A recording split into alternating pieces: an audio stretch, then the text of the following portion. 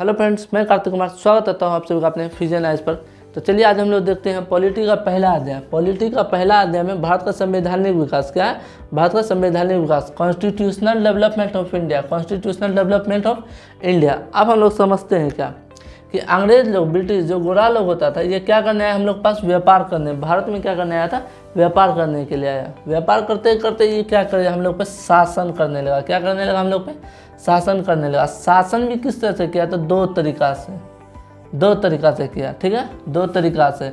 British संसद जो हम लोग पे शासन किया, तो कैसे किया कि दो तरीका से शासन किया। एक कंपनी के माध्यम से, एक ब्रिटिश ईस्ट इंडिया कंपनी के माध्यम से शासन किया, और एक खुद अपने से शासन किया, स्वयं के माध्यम से शासन किया। ब्रिटिश ईस्ट इंडिया कंपनी के माध्यम से शासन कब तक किया, 1773 से लेके 1857 तक। ये 1853 तक जो इन्होंने कानून लाया, लेकिन 1773 से लेके 1857 तक इन्होंने क्या किया, ब्रिटिश संसद कहता है ब्रिटिश ईस्ट इंडिया कंपनी के माध्यम से हम लोग पर शासन कर रहे थे। ठीक है, उसके बाद 1857 के बाद क्या किया इन्होंने, 1858 से लेकर 1947 तक इन्होंने क्या किया, ब्रिटिश संसद ने खुद अपने से स्वयं हम लोग पर शासन किया। क्या किया, स्वयं अपने से हम लोग पर शासन किया। अब हम लोग समझते हैं क्या, ब्रिटिश ईस्ट इंडिया कंपनी के अंतर्गत पारित अधिनियम। अब देखिए यहाँ पे ये लोग हम लोग पे व्यापार करने आए। व्यापार करते करते हम लोग पे शासन किए। शासन किस तरीके से किए, तो दो तरीके से किए। ठीक है, अब यहाँ देखिए व्यापार करने कौन आया था, तो व्यापार करने यहाँ पे इन्होंने क्या किया जाता, ईस्ट इंडिया कंपनी को भेजा था। क्या भेजा था, ईस्ट इंडिया कंपनी को यहाँ पे व्यापार करने लगा। और कंपनी क्या कर रही थी, धीरे धीरे भारत की राजनीतिक और प्रशासनिक मामलों में हस्तक्षेप करने लगी। हस्तक्षेप करते करते इन्होंने क्या किया, एक समय ऐसा आया इन लोगों ने हम लोगों पर शासन करना चालू कर दिया। जब शासन करना चालू कर दिया, और यहाँ से हम लोग के राजाओं से, लोगों से बहुत सारा उपहार ले लेके लंदन जा रहे थे। ठीक है, ब्रिटिश जब जाते थे, संसद देख रही थी भाई हम लोग इतना पैसा दे रहे हैं, हम लोग नुकसान में यहाँ पे रह रहे हैं, और यहाँ पे कंपनी के जो कर्मचारी दिन ब दिन अमीर होते जा रहे हैं। इसको तो उन्होंने क्या किया, कंपनी पर क्या था, अपना नियंत्रण स्थापित करना चालू कर दिया। किसने, ब्रिटिश संसद ने।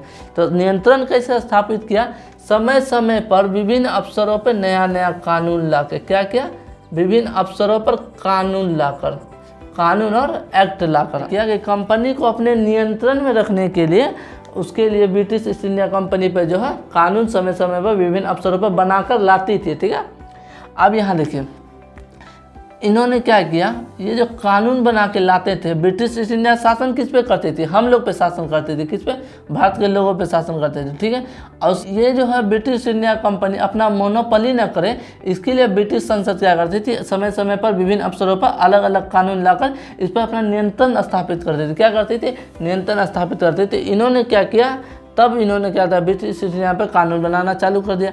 तो इन्होंने पहला कानून बनाया रेगुलेटिंग एक्ट 1773।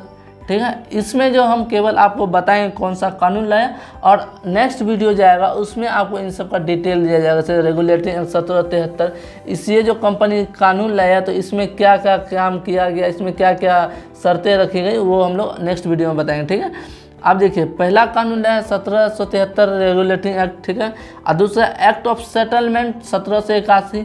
जहाँ भी कोई भी कहता है एक्ट होता था, अगर उसमें कोई कमी रह गया तो उसका फिर दूसरा कमी को दूर करने के लिए दूसरा एक्ट लाया जाता था। ठीक है, अब यहाँ देखिए एक्ट ऑफ सेटलमेंट 1781। अब देखिए यहाँ पे तीसरा में पिट्स इंडिया एक्ट 1784। 1784 में भी कंपनी के लिए एक क्या था, इन्होंने एक्ट लाया। अब देखिए चार्टर एक्ट 1793। चार्टर एक्ट 1793, इसको हम लोग राजलेख भी कहते हैं। इसका हिंदी हम लोग क्या कहते हैं, राजलेख कहते हैं। क्या कहते हैं, राजलेख। और charter act 1813, charter act 1813, charter act 1833, charter act 1853। अब यहाँ देखिए चार्टर एक्ट में एक मतलब समझिएगा, ये जो है 20 वर्ष में एक बार आता था। यहाँ देखिए सब में 20 वर्ष का अंतराल होगा। ठीक है, 1797, 1813, 20 वर्ष, इसमें भी 20 वर्ष, इसमें भी 20 वर्ष। ये जो क्या था, इसमें 20 वर्ष का अंतराल होता था। क्या होता था, 20 वर्ष का दोनों में अंतराल होता था। ठीक है, ब्रिटिश ईस्ट इंडिया कंपनी के लिए ये सारे कानून लाए गए थे। ठीक है, उस पर नियंत्रण स्थापित करने के लिए।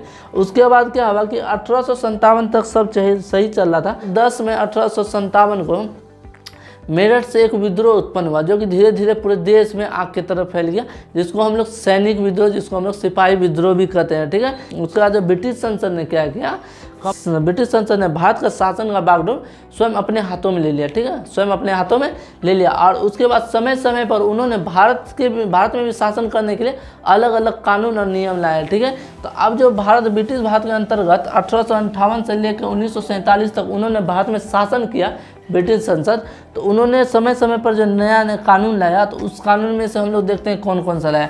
तो government of India act 1858, government of India act 1858, Indian council act 1861, Indian council act 1892, Bharat परिषद अधिनियम 1909, भारत शासन अधिनियम 1935, अगस्त प्रस्ताव 1940, क्रिप्स मिशन योजना 1942, कैबिनेट मिशन योजना 1946, माउंटबेटन योजना 1947, माउंटबेटन योजना 1947। अब ये देखिए, ये सारे कानून लाए जाते थे, इसमें कुछ बातें होती थी, कुछ शर्त होते थे, कुछ नियम होते थे, जो कि इसको हम आगे नेक्स्ट वीडियो में आप लोग को बताएंगे, ठीक है।